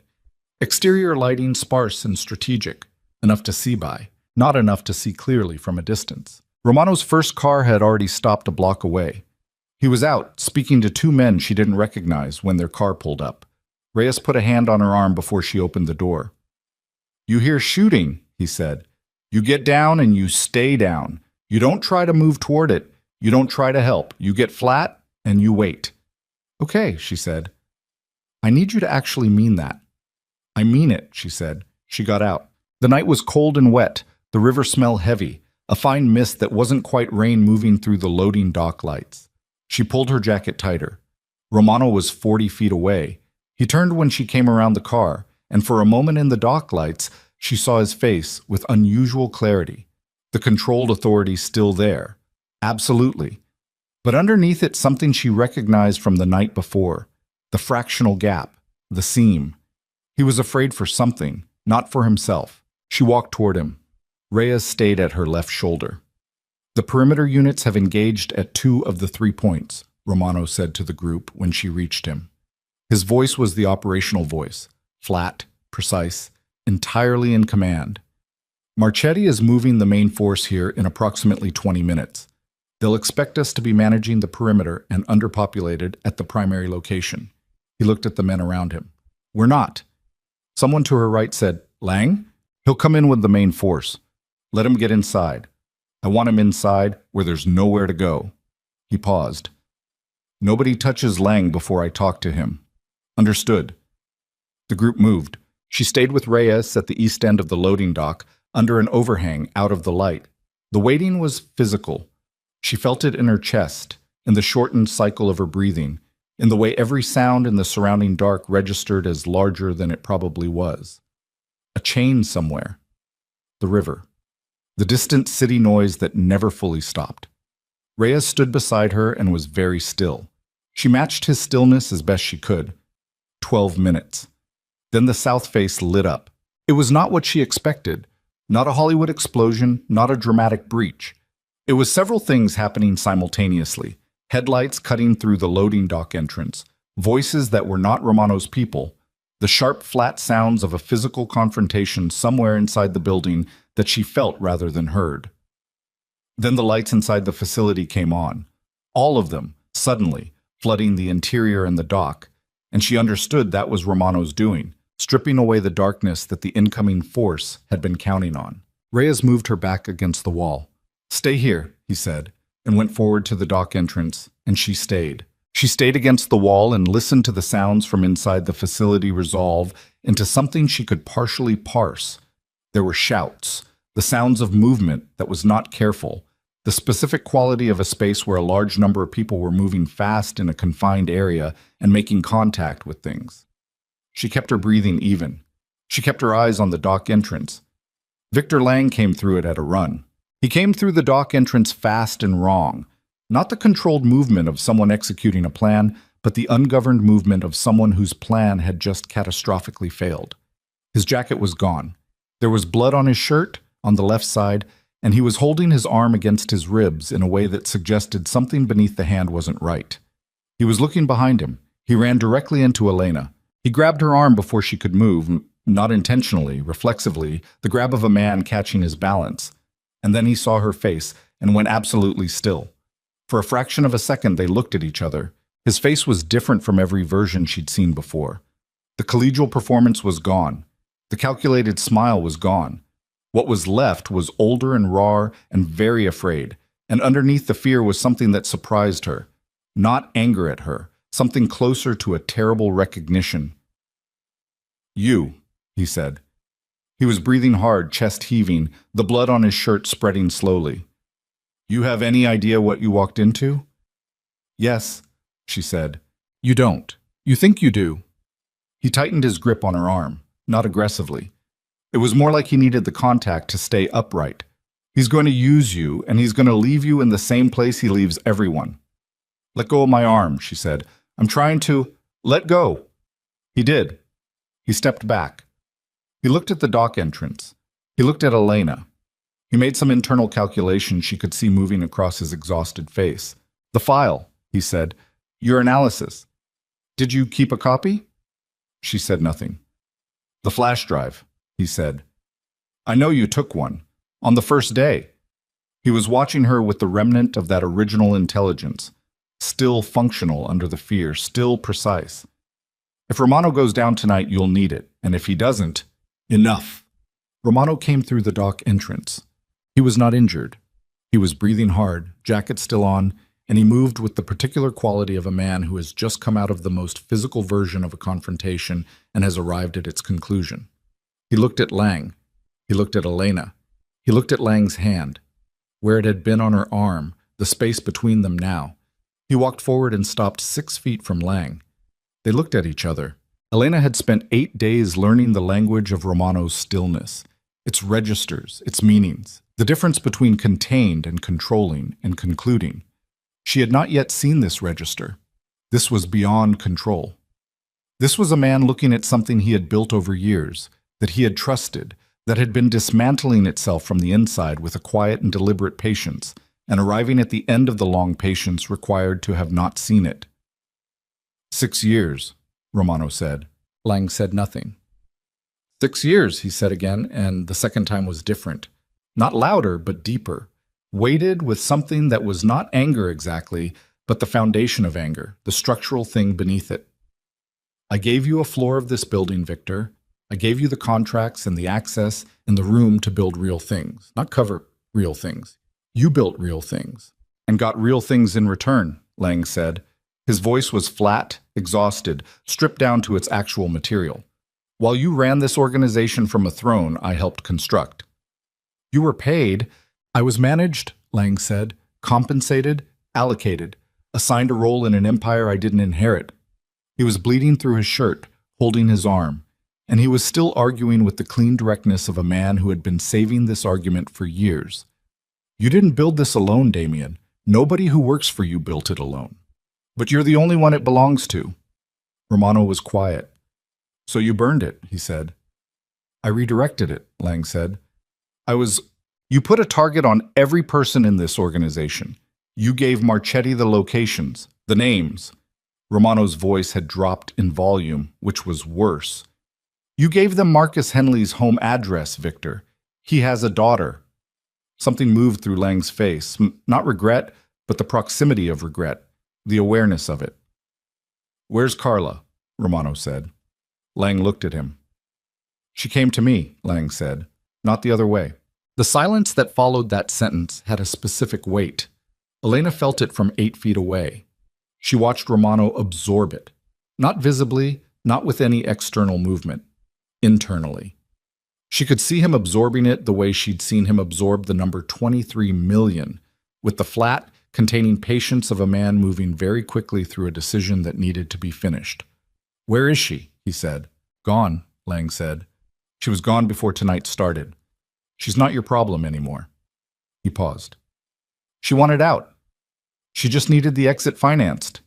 From somewhere inside the building, a voice called Romano's name. He didn't turn. The Marchetti operation, he said. Everything you gave them. Personnel, locations, schedules, financial structures. I need it all. Tonight. And then what? And then we determine what comes next. Lang looked at him. He looked at Elena. He looked at Romano again. You'll determine it, he said. That's always been the issue, hasn't it? Romano said nothing. Lang nodded slowly. He reached into his inside jacket pocket with his good arm, moving with deliberate visibility, no sudden angles. He produced a phone. He held it out. Encrypted backup, he said. Full intelligence package. Everything I built. He held it steady, arm extended, bleeding slowly through his shirt. The access code is my daughter's birthday, December 9th, 2001. He paused. I want your word that she doesn't get touched. Romano looked at the phone. He looked at Lang. She was never part of this, he said. She won't be. Lang stood there for one more second. Then something in him, the last structural thing holding the shape of Victor Lang, SVP, architect, the man who'd built real things and burned them, came undone. Not dramatically. It went the way things go when they've been holding past their capacity for too long, quietly, with almost no sound, into something much smaller than what it had been. He set the phone in Romano's hand. Romano looked at Elena. His eyes moved over her face in the dock lights. The same assessment as before, checking for damage, checking for what the last 20 minutes had cost her. Are you all right? He said. She was cold and her legs were not entirely steady, and she had watched a man disintegrate from the inside out 10 feet in front of her, and she had a flash drive in her jacket pocket that Lang had somehow known about, which meant Carla had known about, which meant the copy she'd made on day one as a hedge against she didn't know what had been visible to the wrong people from the beginning. Yes, she said. I'm all right. He looked at her for one more second. Then he looked back at Lang. Get him inside, he said to Reyes. Medical first. Reyes moved. Elena stayed where she was. The mist was still coming off the river, fine and cold. The loading dock lights buzzed. Somewhere in the south perimeter, the last of the Marchetti advance was being resolved. She could tell by the way the ambient noise of the facility was changing, less urgent, more procedural, the sound of a situation moving from active to contained. Romano was still standing close enough that she could have touched him. "Carla," she said. "I know," he said. "You didn't see it." "No." He said it without apology and without self-punishment, straight factual acknowledgement. "I didn't see it." "How?" "She'd been with the organization for 11 years. He paused. "Loyalty gets assumed. That's how." Elena thought about 11 years, about the efficiency, the economy of motion, the specific frictionlessness of someone who had been doing a job so long it looked like they had stopped thinking about it. She thought about what it meant to be in the right position to see everything while appearing to be the person who simply arranged things. "She's not gone," Elena said. "She wouldn't leave without certainty that it worked. She'll be watching to see if Marchetti achieved its objectives." Romano turned to look at her. "If she's watching," he said slowly. "She's trackable," Elena said. "Her exit was financed. That means there's a transaction. There's always a transaction." She looked at him. "Give me the server access again, and 4 hours." He looked at her for a long moment. The dock lights buzzed. The river moved in the dark beyond the fence. "Reyes," he said. Reyes appeared from the dock entrance. "Get her a laptop and the full server credentials," Romano said, "and stay with her." He looked at Elena one more time, and in the dock lights, with the mist off the river and the sounds of a confrontation settling into its aftermath all around them, she saw the gap again. Not fractional now. Wider. The place where the controlled surface had a seam and something underneath it was visible, not vulnerability exactly, but the threshold of it. The place right before a man who has never permitted himself to need anything admits that he does. He turned and walked back into the building. Elena stood in the cold dock air and breathed, and thought about a transaction Carla had needed to complete before she could disappear, and thought about the flash drive in her pocket that had been visible to the wrong people since day one, and thought about the document with her name at the bottom sitting on Romano's desk in a photograph sent to her phone at 9:47 p.m. by someone who wanted her to know exactly how exposed she was. And she understood with complete clarity that the next 4 hours were the last 4 hours before everything resolved in one direction or the other, and there would be... The laptop arrived in 4 minutes. Reyes set it on a folding table inside the facility's east office, a room that had clearly been used for inventory management at some point. Metal shelving along 2 walls, a whiteboard with numbers that meant nothing to her, a single overhead fluorescent that buzzed at a frequency she decided to ignore. She sat down. She opened the server connection with the credentials Romano had authorized. She started looking for Carla. The logic was simple enough. Carla's exit had been financed by Lang's network, which meant a transfer had moved through one of the structures Elena had already documented. The timing would be recent, within the last 72 hours most likely, staged to clear before the Marchetti operation reached its conclusion. Carla was not the kind of person who left things to chance. 11 years of managing Romano's operational details meant she understood exactly how financial trails worked and exactly how to minimize them, which meant the transfer would be small, structured to read as routine, routed through an entity that had legitimate transactional history. Elena opened network_full.xlsx. She went to the Meridian structure first, not because she thought that was where the transfer was, but because she knew it best, and knowing a structure meant knowing where the anomalies should not be. She scanned the last 96 hours of documented transaction flow. Nothing irregular. Second structure. Third. The fourth structure, the oldest, the one with 4 years of history, had a transaction dated 2 days ago. $47,000, outbound, routed through the secondary holding entity to an account number she didn't recognize. The transaction was coded as a vendor payment. The vendor identifier was a company name that had appeared once in the documentation, in a footnote, in a context that had read at the time as administrative. She pulled the vendor registration. 15 seconds of cross-referencing. The company had been registered 18 months ago in Nevada. 1 officer of record. The registered agent address was a mail forwarding service in Reno. The officer's name was a name Elena did not recognize. She stared at it. She pulled the secondary documentation, the formation papers, the registered agent filings, the EIN application. She went to the EIN application, which required a responsible party with a social security number. The responsible party was listed as C. Marsh, Carla's last name. She had never known Carla's last name. It had not, until this moment, seemed like information she needed. She wrote down the account number the 47,000 had moved to. She ran the account number through the transaction records for all four structures, looking for prior appearances. It came up 3 times: 6 months ago, 14 months ago, 2 years ago. Small transfers each time. Patient, slow accumulation. Carla had been building her exit fund inside the structures for 2 years, using the same architecture Lang had used for the main theft, moving amounts small enough to be invisible inside the larger transaction flow. She had learned it from watching the structures being built. She had watched Lang construct the mechanism, and then she had quietly built her own smaller version inside it, a parasite inside a parasite, and for 2 years nobody had seen it. Elena almost admired it. She typed up the account number, the routing information, the transaction history, the Sia Marsh registration, the Nevada company. She sent it to Romano's private address.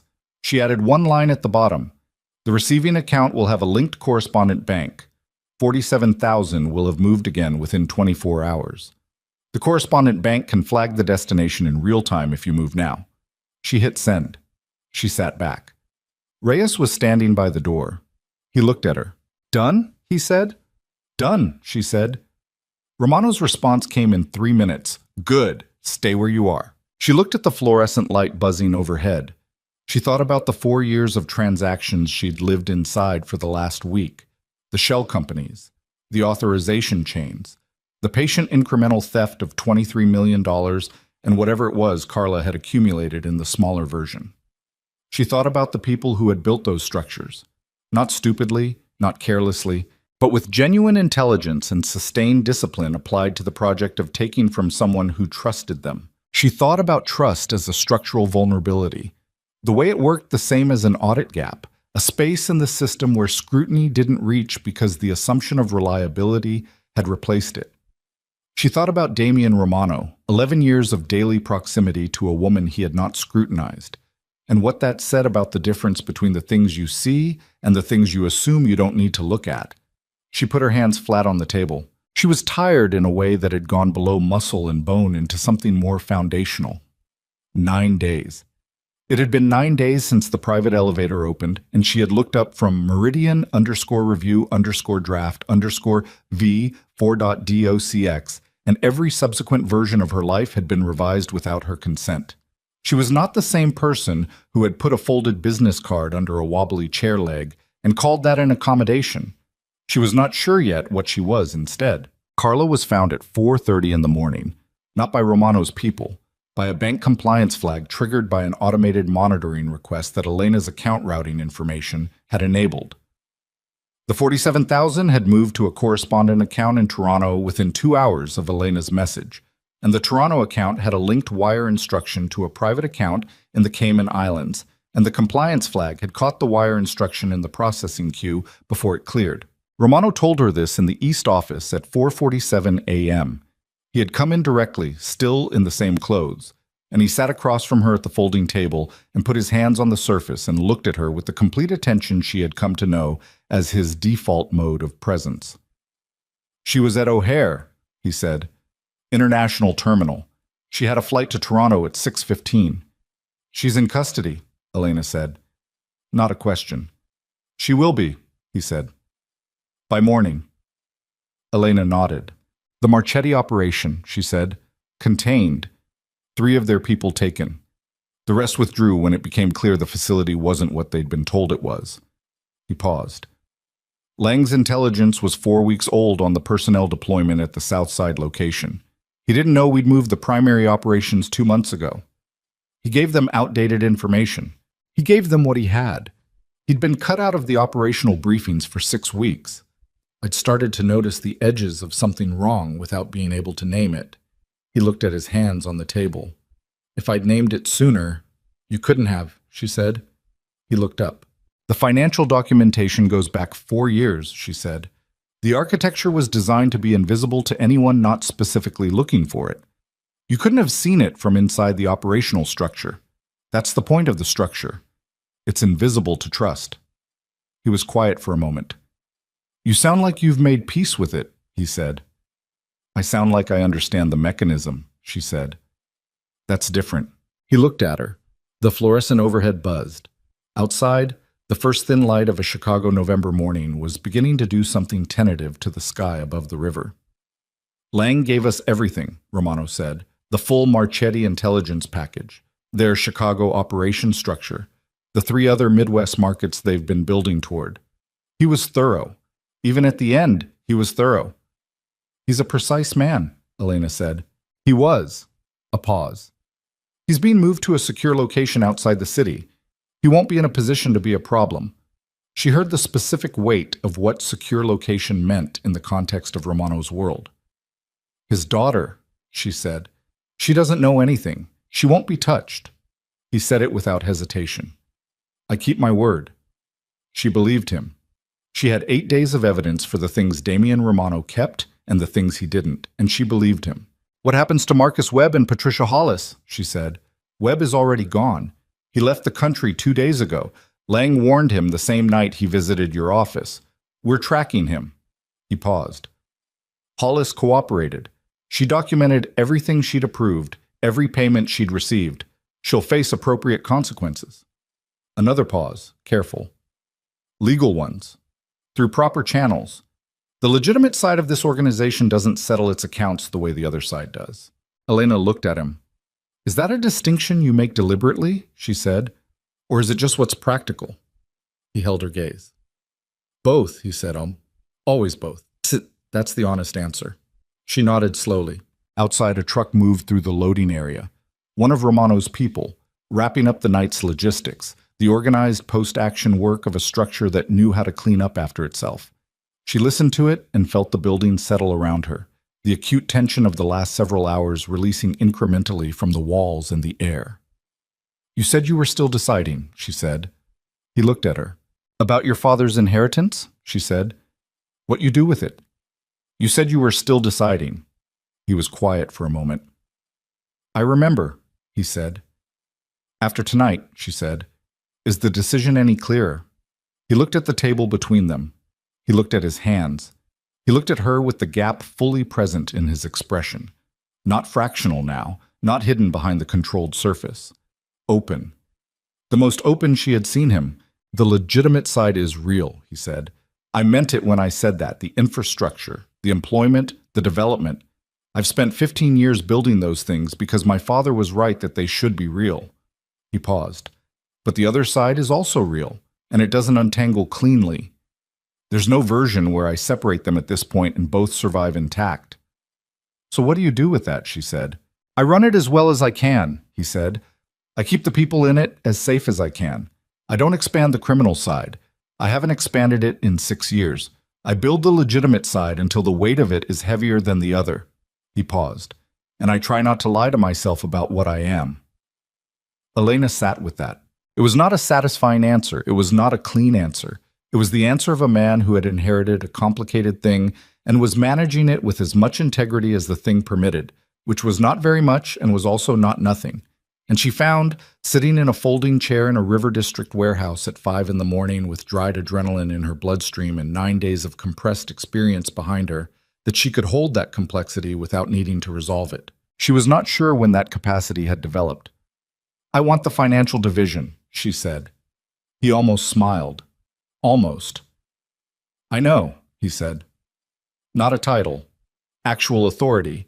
The full analytic structure, direct reporting, independent audit capability. I want to be able to see everything and report what I see without asking permission.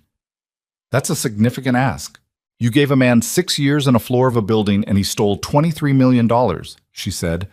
I found it in 11 days. I think the ask is proportionate. He was quiet for a moment, then, yes. And I report findings as I find them, she said, including findings about the parts of this organization I'm not supposed to know about. He looked at her steadily. Within limits, he said. Define the limits clearly, and I'll work within them. Leave them undefined, and I'll assume I have no limits. That could be dangerous for you. I've been managing danger for 9 days, she said. I'm developing a tolerance. He held her gaze for a long moment. The gap was still there, wider than she'd ever seen it, and she was close enough to see it clearly. The place where the architecture of control had its seam, and something underneath it was simply a man, present and unguarded in the specific way that only exhaustion and honesty together can produce. Agreed, he said. All of it. She nodded once. She looked at the laptop screen. She closed network_full.xlsx for the last time. They sat in silence for a while, which was its own kind of communication. Neither of them feeling it, neither of them uncomfortable with it, just the two of them and the fluorescent buzz and the early morning river sounds, and the particular quality of stillness that comes after something large has moved through a space and not destroyed it. 3 weeks passed. The work was real. That was the first thing she established. Not symbolically, not performatively, but in the actual daily texture of it. She moved into the financial division's leadership office on a Monday morning with a printed copy of the agreed reporting structure, a new laptop, and a list of 7 immediate priorities she'd built over the previous 10 days, while the post-operation logistics were still resolving. By Friday of the first week, she had identified 2 additional irregularities in the division's existing account management, minor compared to the Meridian network, but real. And she documented them and sent the documentation directly to Romano and did not soften the language. His response? Fix it. She fixed it. Marcus Webb was located in Lisbon 3 weeks after he left the country. Elena was not involved in what happened after that. She did not ask. She made a deliberate choice about the line between what she needed to know and what would cost her more than it gave her, and she held that line. Patricia Hollis resigned. The resignation was described in the firm's internal communication as voluntary, which was technically accurate in the way that many technical accuracies are. She cooperated fully with the internal audit Elena led in the following weeks, and the documentation she provided closed several gaps in the record that would otherwise have required months to reconstruct. Carla Marsh was taken at O'Hare before the 6:15 to Toronto. Elena did not see her again and did not expect to. She thought about her sometimes, not with anger because anger required a kind of betrayal, and Elena had not known Carla well enough to be betrayed by her. She thought about her with something closer to a professional respect that she was not entirely comfortable with, and which she eventually filed in the category of things that were true and did not require resolution. Victor Lang's daughter, according to a discreet inquiry Elena made through legitimate channels 3 weeks out, was a 24-year-old veterinary student in Madison, Wisconsin, who had no knowledge of what her father had done and whose life had not, as far as Elena could determine, been disrupted. She filed that information somewhere inside herself and left it there. On a Thursday evening in late November, Romano found her at her desk at 7:30, later than she'd meant to stay, absorbed in a quarterly projection model she was rebuilding from scratch, because the previous version had been built on assumptions she didn't trust. He stood in the doorway. "Still here," he said. "The projection model is wrong from the foundation up," she said. "Someone built it to confirm the numbers they wanted rather than to test them. I'm fixing it. Leave it for tomorrow." She looked at the screen. She looked at the doorway. She thought about the 7 priority items and the quarterly model and the 2 minor irregularities she'd fixed in the first week and the ongoing work of building something that could actually bear weight. She saved the file. She shut down the monitor. They walked out of the building together. Not with the 4-man perimeter, not with the operational weight of the previous weeks. Just 2 people, jackets against the November cold, walking north on a street where the city was doing its ordinary evening business around them. Traffic. Restaurant windows lit and full. The smell of the lake 2 miles east, cold and vast and reliably there. He walked without his usual deliberate economy. More simply, she noticed the difference. They walked without talking for a while, which had become a thing they did. The silence that didn't require maintenance. She had learned his silences the way she'd learned to read the floor at Hargrove, by the quality of them, what they contained, the difference between controlled and resting and considering. This one was resting. They came to the bridge, the one on the Riverwalk, the pedestrian span where the city opened up on both sides, the skyline doing its enormous blazing thing to the north, and the river moving darkly below, the light from the towers falling on the water in broken pieces. They stopped, by some mutual unspoken agreement, at the railing. Chicago at night from a bridge was one of those things that did not photograph accurately because the photographs captured the scale but not the sound, the wind off the river, the low continuous breath of the city, the way it pressed against you while simultaneously ignoring you completely. She leaned her arms on the railing and looked north and let the cold come in through her jacket. He stood beside her. "I'm going to ask you something," he said, "and you can tell me to mind my own business." She waited. "The flash drive," he said. "You still have it?" She looked at the water. "Yes," she said. He nodded. "It's a hedge," she said. "Not against you specifically. Against any version of circumstances where having documentation outside the system is the difference between having a position and not having one." She paused. "You would do the same." "I would," he said. So nothing," he said. "I'm not asking you to give it up. I'm asking because I wanted to know if you'd be honest about it." She looked at him. "And?" she said. "And you were," he said, simply. The river moved below them. A boat went under the bridge, a service vessel, working late, its running lights making two red points in the dark water and then receding south. They watched it until it was gone. "My mother called last week," Elena said. "She asked what I was doing. I said I'd been promoted to lead the financial division of a major investment firm." "That's accurate," he said. "I left out some context." "Also accurate." She felt something move through her that was not quite a laugh but was related to one. The kind of thing that comes when the gap between the version of your life you can describe to your mother and the version you're actually living becomes both very large and, somehow, sustainable. She had a job that was real. She had authority she could use. She had a clear line of sight into a financial structure that had been corrupted and was now, incrementally, being made less so.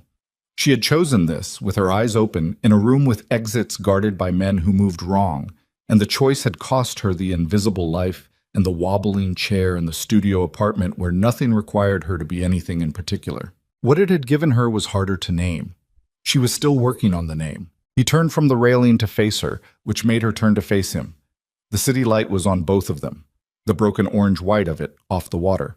And she saw him clearly, the way she'd seen him clearly in the loading dock lights. The controlled authority that was real and not a performance, and the gap in it that was also real. And the man in the gap who had over 9 days and $23 million and a conspiracy that had run 4 years before she'd found it, made room for her in a life that had not previously included anyone who told him what they actually found. "The dangerous world surrounding me," he said. Quiet. Careful. She recognized it, from the resolution she'd been told about, the promise described in the brief she'd been given on the first day, the thing he'd decided to say. She waited. "I can't promise it won't touch you," he said. "I told you I keep my word. I won't make a promise I can't keep." "I know that," she said. "What I can promise is that I'll tell you the truth, about what it is, about what you're standing inside of. No managed distance, no information allocation." He paused. "What you found in those documents, the complete picture, not the sanitized version, that's what you get. All of it." She looked at him. "That's a harder promise than the other one," she said. "Yes," he said. "Why make it?" He held her gaze. The gap was fully open. No controlled flatness, no surface management. Just the man underneath, who had inherited a complicated thing and was managing it as honestly as it permitted, and who had, in the last 9 days, stopped being alone in that management in a way he had apparently not been before. "Because you already know what questions to ask," he said, "and you won't stop asking them. And I've spent 15 years in rooms with people who stopped asking questions, and I don't—" He stopped. He looked at the water for a moment. He looked back. "I don't want that. Not anymore." Elena looked at him for a long moment.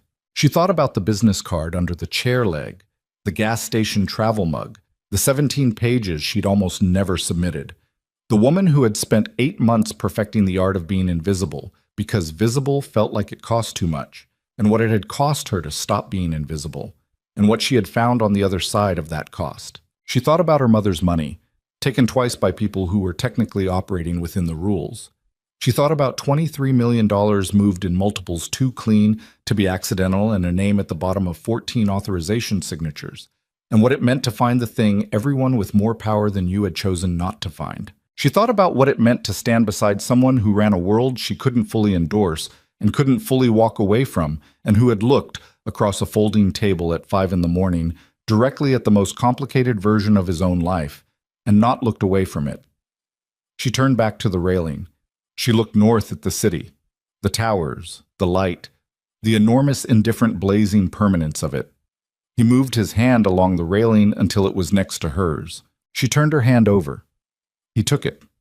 They stood there, the two of them, on the bridge above the river, the city burning around them and the cold coming off the water and November doing what November does in Chicago, which is remind you that the world is larger and older and less manageable than any plan you have made for it. She was afraid still. She wanted to be honest with herself about that. The slower kind, the kind that lives in the stomach and adjusts its weight as new information arrives. She did not expect it to go away. She had stopped expecting her life to be a place where the things that mattered did not also cost something. But she was here. Voluntarily, eyes open, with a flash drive in her jacket pocket and 11 pages of documented findings, and the specific stubborn competence of a person who could not leave numbers that didn't add up. She was here, and she was not invisible, and the man standing beside her had his hand around hers and was looking at the same city, and neither of them needed to say anything else tonight. The river moved below them in the dark. Chicago went on being Chicago, vast and cold and lit from every angle, full of people running their own calculations, keeping their own costs, building their own structures that would hold or wouldn't, that would be found or wouldn't, that would mean something or prove to have meant something different than they'd planned. It went on being what it was, and they stood on this bridge above it, and the wind came off the water, and Elena Ashcroft, who had once folded a business card under a chair leg and called it enough, held on,